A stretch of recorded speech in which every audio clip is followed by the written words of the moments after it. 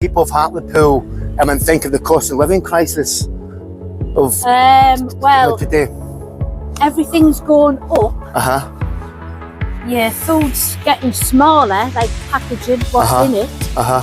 And it's very, very difficult to live.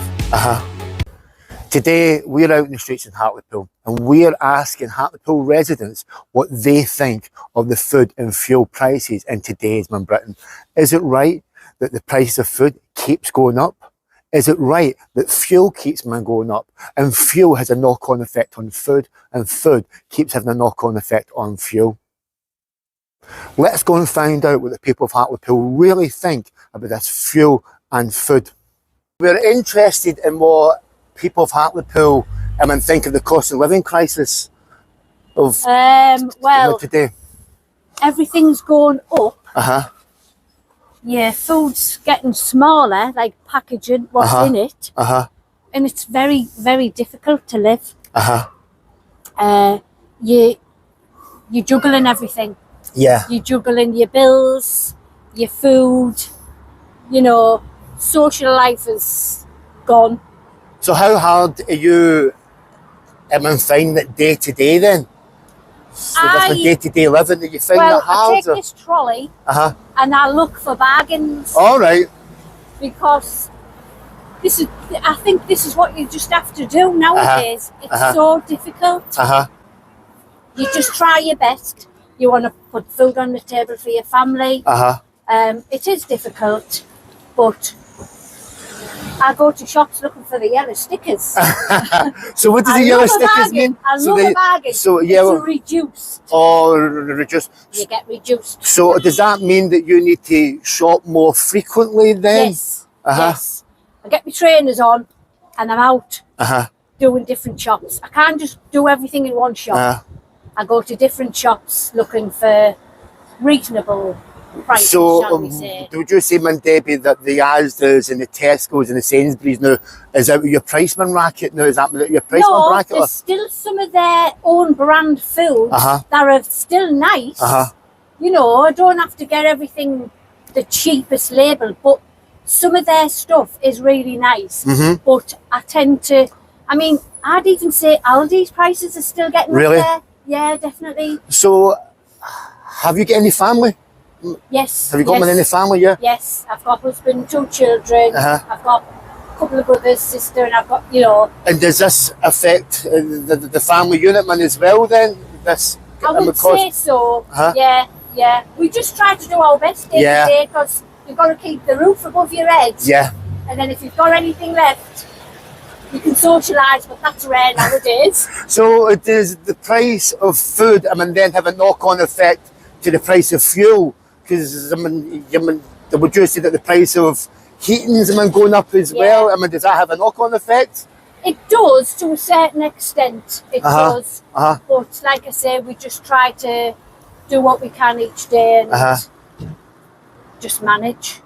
You just have to. Yeah. You just have to. So what's it like then? So what's it been like living the last couple of years with prices going up?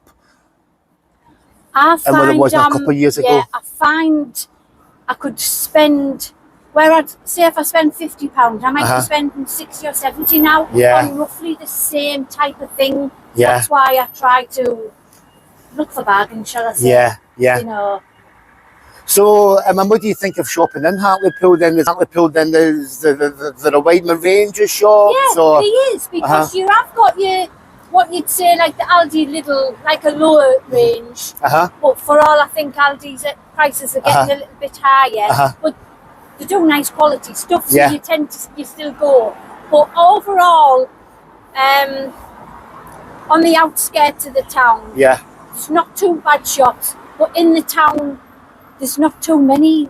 There's a lot of shops like closing, so that's difficult. Do you think the shops are closing because of high rents, or is it just Hartlepool in a whole? What would you say? I think Hartlepool seems to be going down a bit. I walk these streets and I see the rubbish and the dog mucking. I just think the town's not looking great. But the rents, I think the rents are very, They're Yeah. expensive, and it's hard for people to try and get businesses know. going. And I see you've got a shopping trolley there, so Yeah. you're like, I mean, you must be going from shop to Up shop and and down, shop doing to your shop. shopping and Yeah. everything else. Can't carry it. But, you know, it's a lot easier if I've got the trolley to help. Now, what would you say to the price of like your electricity, money, and gas? Is that, would you say it's a lot higher now, or is it the same, or would you say It's a little bit higher over the last couple of years. It's gone a bit higher, but I tend to watch what I'm doing with, you know, you put your heating on at certain times. Yeah.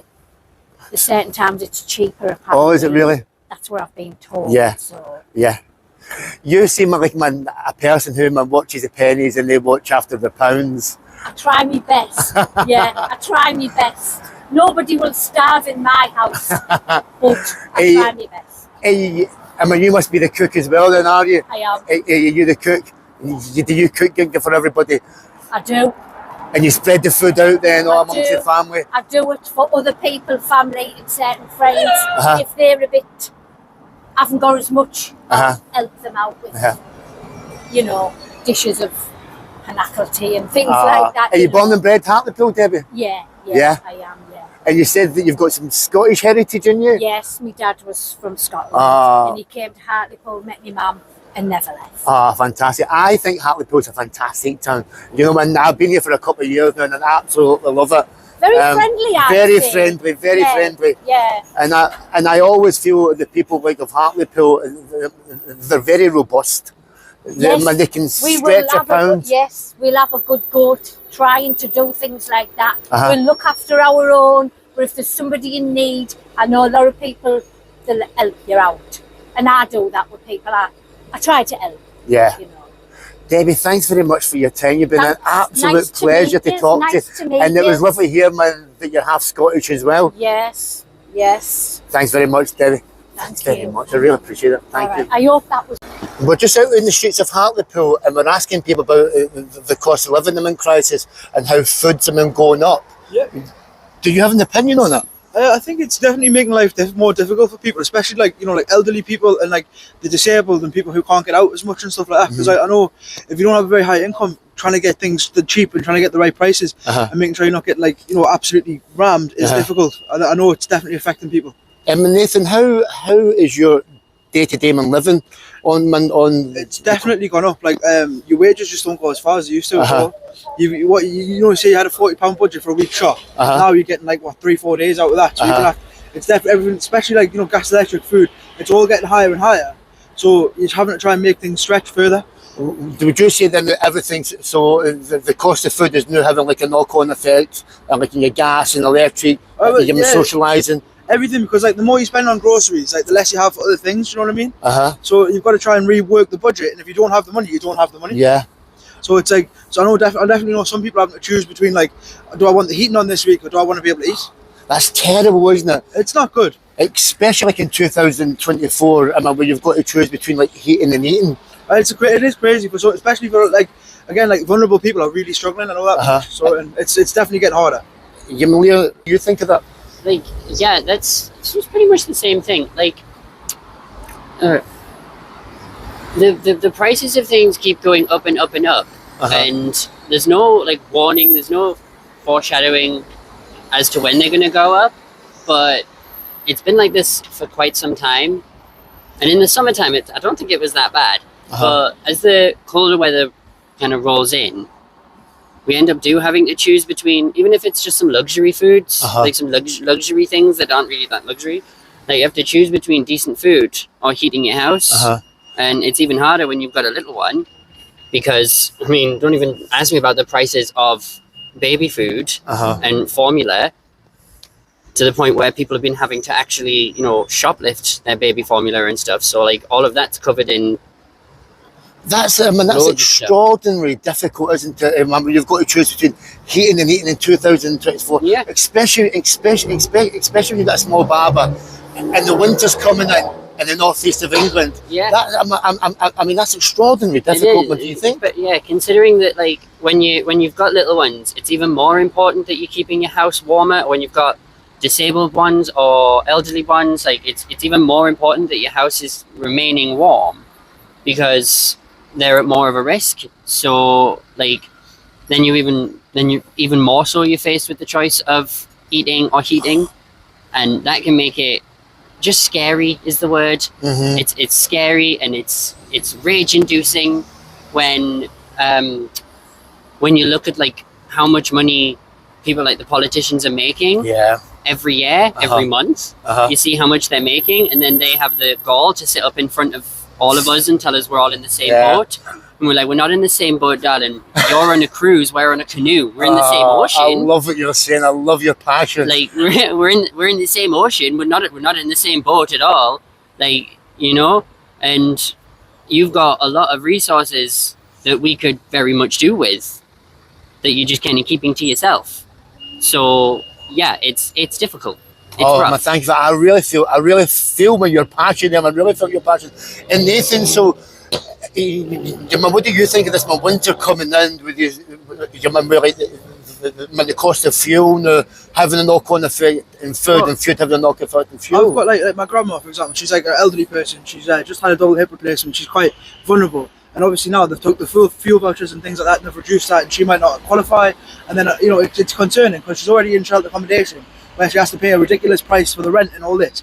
So she's getting charged for all this, and then she's got to buy a food shop. And I am concerned about how she's going to manage, things like heating, and how she's going to how people, especially she'll probably be alright because of where she is, but especially people who are more vulnerable, it's definitely concerning because everyone's got elderly family members or people they care about who are going to be affected by this. It's scary. It definitely is scary, and I think, although I know it's getting means tested and people are still going to get help, I do think it's unfair that people have worked their whole life to now be punished at pension age. You know what I mean? It seems unfair to take these resources away from the vulnerable. Yeah, and what do you make of places like Hartlepool in the northeast? Do you think that they get a fair shout at this? I'm from Newcastle. I'm very proud to be from the northeast. I'm very proud to be northern. I think it's got a great, there's a great history. We've got a great place to be. But we definitely do get left out by the down south. They've got so many more resources than we do. If you look at just say the average household, the amount of benefit somebody in down south gets compared to how much up here we get, it's ridiculous. And I know it's more expensive down there, but that's manufactured. The house prices down there, they set the house prices, so it's all manufactured by the government. So there is definitely a massive difference. We don't get the same resources. Look at the town centres. We don't get the same amount of effort with potholes or repairs or the services that people get. It's not quite the same here. There's not the same care put in. Obviously London, so specifically, you go down there, it's all a big show. Everything's all pristine, everything's all done a certain way because it's the capital city, so they want to make a certain effort. But around here, there's rubbish everywhere. There's people are getting neglected. The streets are getting neglected. Parks here, benches, things like that, they don't get repaired. The things the council are responsible for, they take ages to do because they don't have the money to do it. I'm from Glasgow in Scotland, and I just feel your passion. I am proud I'm Scottish, and I've been in Hartlepool in a couple of years. The people are so friendly, they're so accommodating that they would give you your last pound. There is a lot of people around here that definitely deserve more than they're getting. It is unfair. Can I just thank both of you for that? My noise. I love your passion. I love the northeast, and thank you very much. I really appreciate that, and thank you. Thank you.